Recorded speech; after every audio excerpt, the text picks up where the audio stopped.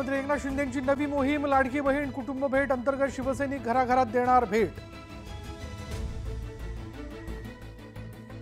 महायुतीच्या मुख्यमंत्रीपदाचा निर्णय वरिष्ठ घेणार उपमुख्यमंत्री फडणवीस यांची माहिती, कुठलाही संभ्रम नसल्याची स्पष्टोक्ती।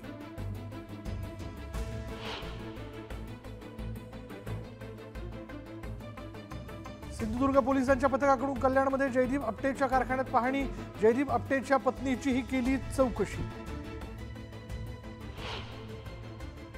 अभिषेक घोसाळकर हत्या प्रकरणाचा तपास सीबीआयकडे वर्ग, मुंबई पोलिसांना हायकोर्टाकडून चपराक। अमरावती शहरात जोरदार पाऊस, वादळी वाऱ्यामुळे शिवाजी कृषी महाविद्यालयाजवळ रस्त्यावर झाड कोसळलं।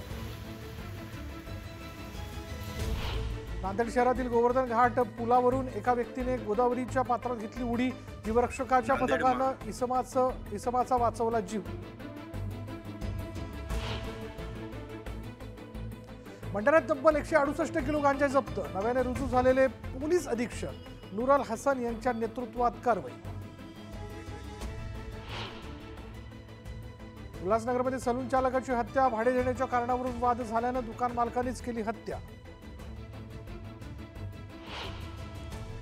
लालबागच्या राजाला 16 कोटींचा 20 किलो सोन्याचा मुकुट, रिलायन्स फाउंडेशन कडून मुकुट अर्पण, पहिली झलक न्यूज 18 लोकमतवर।